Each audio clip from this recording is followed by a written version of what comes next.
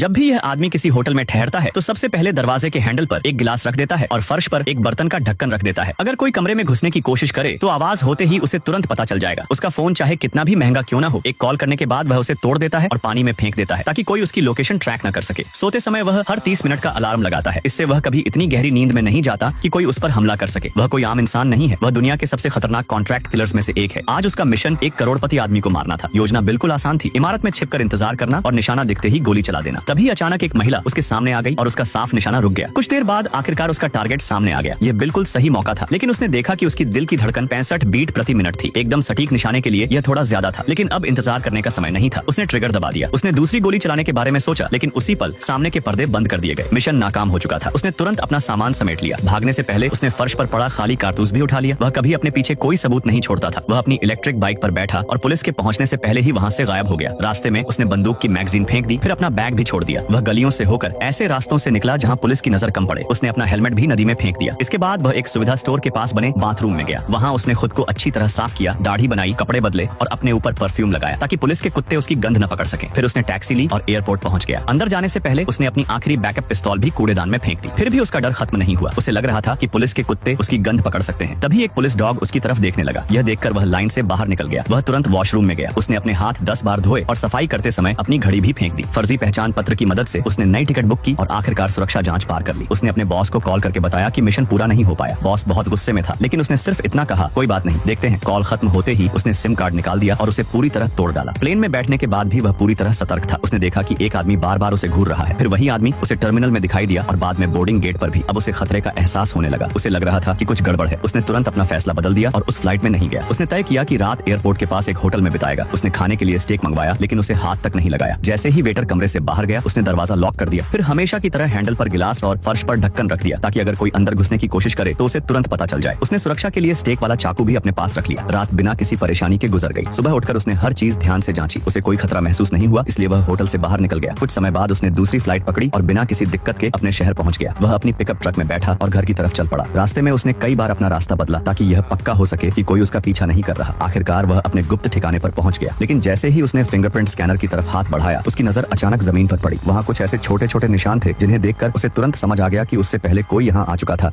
Mic अभी अभी घर लौटा था कि एक डरावना नजारा देखकर उसके कदम वहीं रुक गए। घर के बाहर जमीन पर बहुत बड़े बड़े पैरों के निशान बने हुए थे। निशानों को देखकर साफ लग रहा था कि वे किसी लंबे चौड़े और ताकतवर आदमी के थे। चारों तरफ सिगरेट के कई टुकड़े पड़े थे। इसका मतलब था कि वह आदमी काफी देर से घर के बाहर इंतजार कर रहा था और उस पूरे समय माइक की पत्नी घर में अकेली थी। यह सोचकर माइक के दिल में अजीब सा डर बैठ गया। उसने तुरंत अपनी पिस्तौल निकाली और गेट लांघ कर तेजी से घर की तरफ दौड़ पड़ा। पेड़ों के घने झुरमुट से गुजरते हुए वह घर के किनारे पहुंचा। घर के बगल वाले रास्ते पर भी ताजा पैरों के निशान दिखाई दे रहे थे। मतलब घुसपैठियां पहले ही घर के अंदर जा चुका था। माइक ने चुपचाप अपनी पिस्तौल तैयार की और धीरे से घर के अंदर दाखिल हो गया। घर में अब भी संगीत बज रहा था, लेकिन उसकी पत्नी कहीं दिखाई नहीं दे रही थी। माइक घबरा गया और पूरे घर में उसे ढूंढने लगा। आखिर वह बेडरूम तक पहुंच गया, लेकिन वहां का नजारा देखकर उसके होश उड़ गए। दीवारों पर खून के धब्बे लगे हुए थे। साफ दिख रहा था कि यहाँ बहुत भयानक संघर्ष हुआ था। माइक ने तुरंत अस्पताल फोन किया। उसे पता चला कि उसकी पत्नी गंभीर हालत में अस्पताल में भर्ती है और उसका इलाज चल रहा था। कमजोर आवाज में उसकी पत्नी ने बताया कि एक बहुत बड़ा आदमी जबरदस्ती घर में घुस आया था। वह बिना कुछ बोले पूरे घर में कुछ तलाश रहा था, जैसे वह किसी खास चीज को ढूंढ रहा हो। लेकिन जब उसे वह चीज नहीं मिली तो वह बेकाबू हो गया और उसने बेरहमी से उस पर हमला कर दिया। माइक के भाई ने भी यही बात बताई। हमलावर उसे खून से लथपथ हालत में छोड़कर भाग गया था और वह एक हरी टैक्सी में बैठकर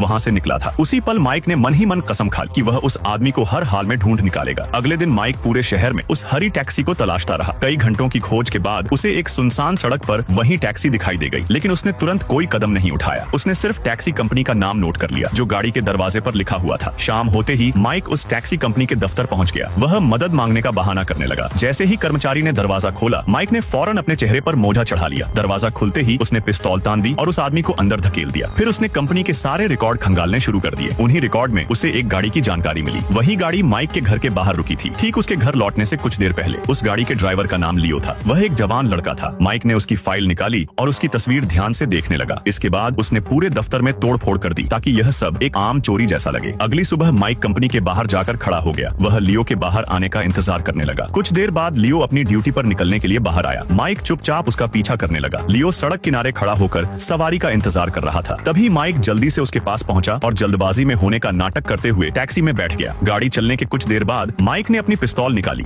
और हल्के से उसे खिड़की पर टकराया। जैसे ही लियो की नजर बंदूक पर पड़ी, उसका चेहरा डर से सफेद पड़ गया। माइक ने उसे 3 दिन पहले वाली पूरी सवारी के बारे में बताने को कहा। वह सफर काफी लंबा था, इसलिए लियो को सब कुछ अच्छी तरह याद था। उसने बताया कि यात्री एक लंबा चौड़ा और ताकतवर आदमी था जो सीधे एयरपोर्ट से उसकी टैक्सी में बैठा था। उस आदमी ने उसे एक कॉलोनी का पता दिया और वहाँ चलने को कहा। जब वे वहाँ पहुंचे तो उस आदमी ने लियो को गेट के बाहर इंतजार करने को कहा और खुद अकेला अंदर चला गया। करीब 1 घंटे बाद वह वापस लौटा। फिर उसने लियो को दोबारा एयरपोर्ट चलने को कहा। लियो ने जो कुछ भी जानता था सब माइक को बता दिया और फिर अपनी जान की भीख मांगने लगा।